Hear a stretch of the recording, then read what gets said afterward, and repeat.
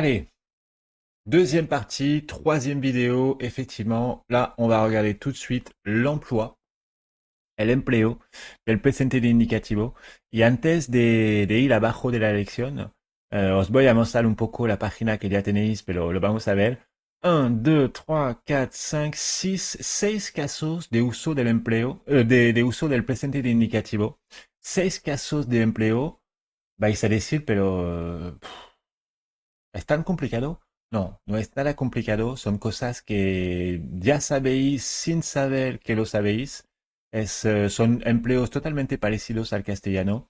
Y vamos a ver esto mucho más rápidamente que la construcción. Terminaremos con las la séptima línea, efectivamente. Son listas de vocabulario que os van a ayudar. Y effectivement, donc on va voir le présent d'énonciation, le présent d'habitude. Parfois, a veces, le présent équivaut au futur. Podemos hacer una frase que trata del futuro, pero utilizando un verbo conjugado al presente, presente de indicativo. A veces también para hablar al pasado. Vamos a ver.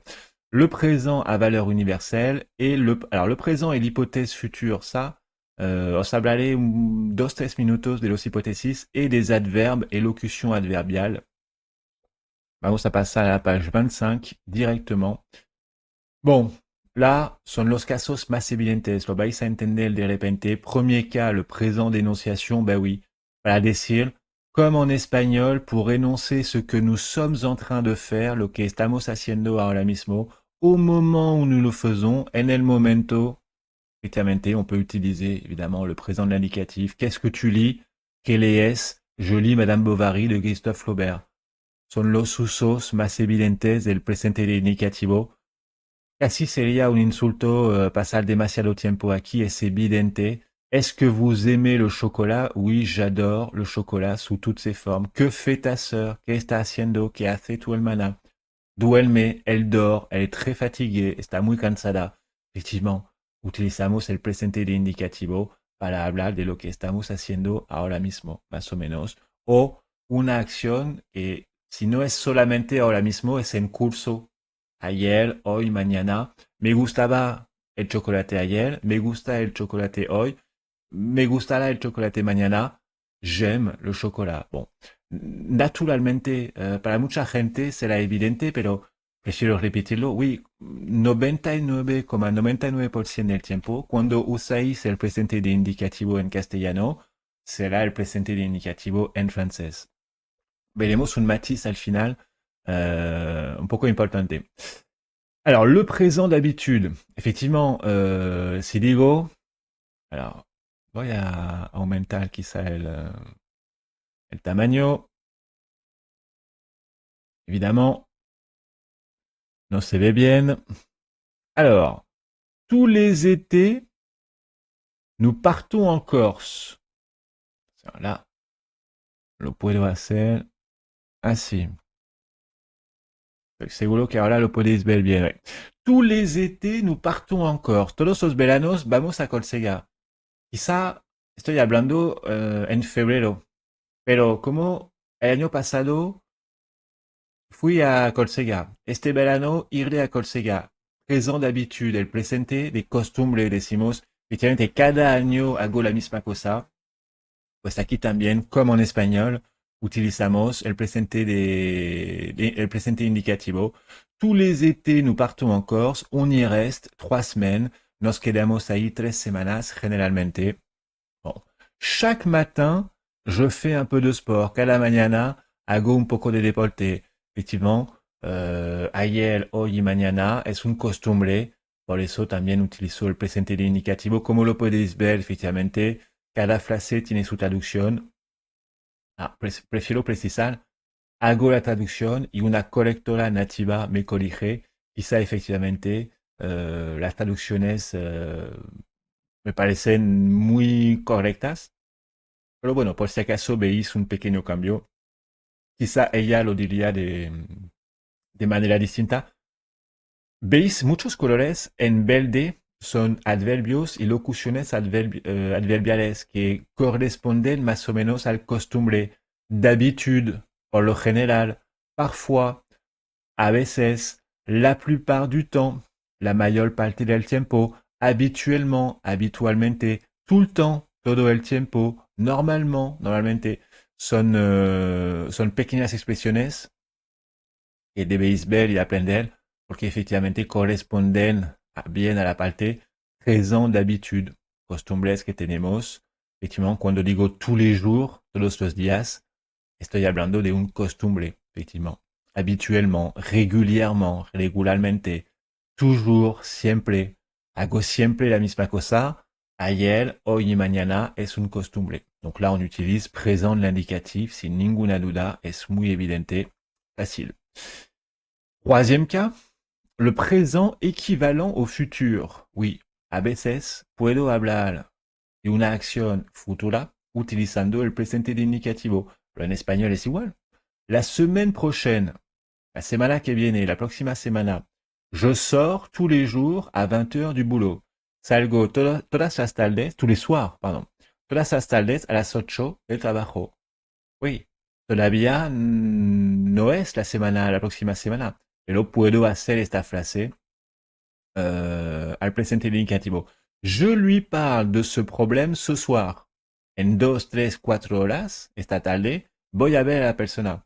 Pero puede decir a una otra persona, sí, le hablo de esto esta tarde.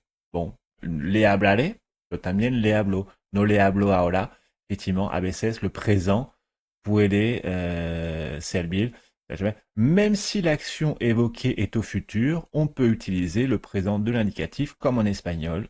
Bon, évidemment, le présent de l'indicatif est utilisé à la place, à la place du futur simple. Bon, je rentre, vuelvo a principios de la próxima semana. Je rentre en début de semaine prochaine. Bon, si tout se passe bien. Es evidente, en castellano, en francés es igual. No necesitamos pasar más tiempo. Tenéis las frases. Además, si queréis prepararme algunas frases así, estaré muy contento corregirlas para las próximas clases. Bon, si vemos que el presente puede servir para hablar de acciones al futuro, pues también pueden servir para hablar de acciones pasadas. Effectivement, le présent de narration. Alors là, son frases un poco más... no, es igual, tanto al nivel hablado como escrito, es totalmente igual. Comme en espagnol, il est possible de parler d'action passée avec le présent de l'indicatif. Ah, los números, me gusta. En 1906, en 1906, Marie Curie, et oui, Marie Curie, devient la première femme à enseigner à la Sorbonne. Eh oui, qué época. Marie Curie no se convierte ahora mismo. Se convirtió en 1906. Et on peut dire ça en français al presente de indicativo. Par exemple, si cuento la historia de mis padres, mes parents se encuentran en 1993, pas en 1995. Ils sont encore étudiants à cette époque. Mis padres se conocen en 93, no en 95, son todavía estudiantes en esa época. Effectivement, hablo de acciones pasadas, pero con un verbo conjugado al presente de indicativo. Y aquí tenéis muchos ejemplos. Au Moyen Âge, en la Edad Media, les conditions ne sont pas aussi difficiles que certains ne le disent. Con un magnífico no expectivo, un día veremos qué es. Parece una frase negativa, pero no es. En la Edad Media, las condiciones de vida no son tan difíciles como algunos dicen. Effectivement, hablamos de la Edad Media, pero el verbo está conjugado al presente de indicativo. Bon, es igual en castellano. Hay que fijarse, darse cuenta que efectivamente es posible, pero no es nada difícil y no cambia nada a la construcción del verbo. Bon, le présent à valeur universelle, esto es muy divertido, effectivement, es el presente, c'est le présent des aphorismes, proverbes et autres dichos, dictons. Alors là, tenemos pequeñas frases, effectivement.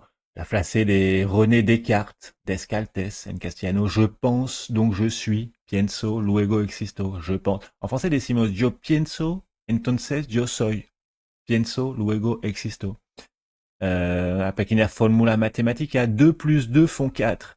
2 plus 2 font 4 hoy, hacían 4 ayer y harán 4 mañana.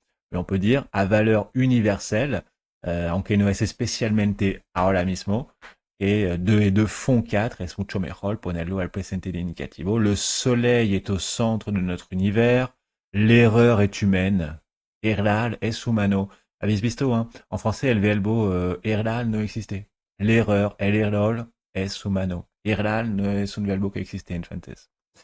Y esta frase que me encanta, alors, al principio es un aforismo francés de Boileau, Boileau, B-O-I-L-E-A-U. Ce que l'on conçoit bien s'énonce clairement et les mots pour le dire viennent évidents. Euh, bon, techniquement, viennent aisément, pardon. Estoy cansado. Vale para hoy, vale para mañana, valía ayer. No es muy complicado. Le présent a valeur universelle. Bon, no es el caso más usado, pero bueno, mejor saberlo. Alors, ça, me prestar atención algunos minutos. Le présent, les hypothèses ou futures. Alors ça, les hypothèses, es una cosa que vimos creo, en el primer video que aparece en la presentación del canal, que llamó el programa completo. Habló un poco de estas lecciones bon, que podemos añadir sin problema. Y habló un poco de las hipótesis.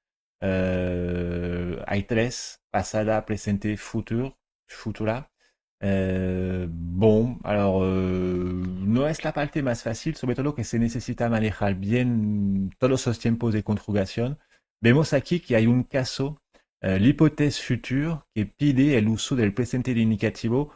Vamos a ver una frase. Mira, esta frase. Il, no sé quién es un chico. Il le fera, lo hará, seguro, c'est sûr.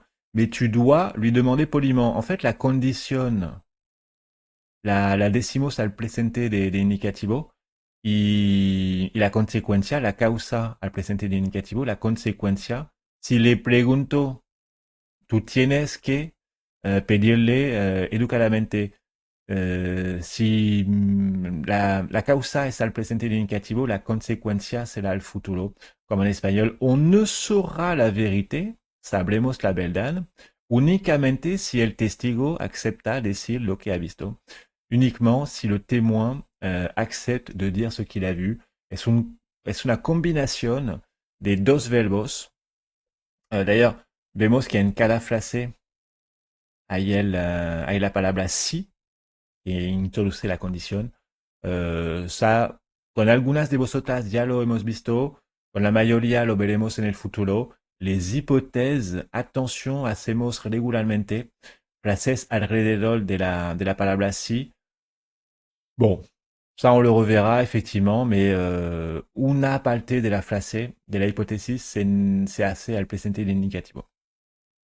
Ça on le reverra, lo volveremos a ver. Et le septième cas, el último caso, effectivement, alors là, bon, no es un caso especialmente, pero me gusta terminar con dos, no, con una sola página, con algunos verbos y locuciones adverbiales. Repito, un adverbio, donc es algo que va a calificar una acción, un verbo. Trabajo rápidamente, camino lentamente. Y una locución adverbial es un grupo de palabras que actúa como un adverbio. Un adverbio es una palabra sola, una locución es un grupo. Y efectivamente aquí os pongo algunos adverbios de los más utilizados que corresponden a la noción de présent. Maintenant, ahora, aujourd'hui, hoy, désormais, a partir de ahora, à l'instant, ahora mismo, en el instante, actuellement, actualmente, inmediatement, inmediatamente, en ce moment, en ese momento, ahora, tout de suite, enseguida. Tres pequeños que me gustan, primero, luego, por fin, al final. D'abord, ensuite, enfin. Effectivement, con cada tiempo, me gusta terminar con los adverbios que corresponden al tiempo.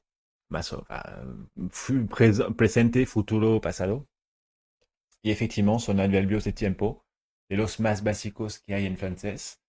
Y bueno, más o menos hemos terminado con el empleo del presente de indicativo.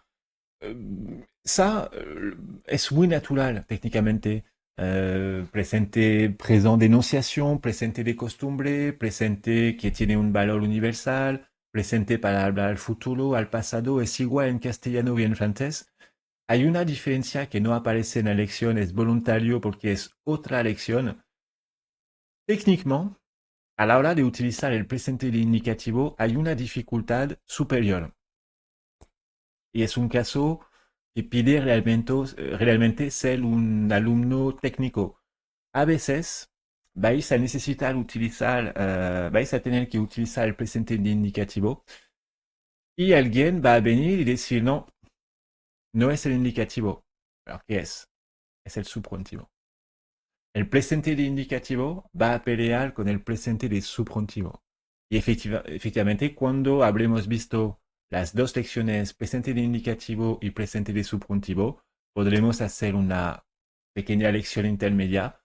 ¿Cuáles son las diferencias de uso entre presente de indicativo y presente de subjuntivo? Corresponde al empleo.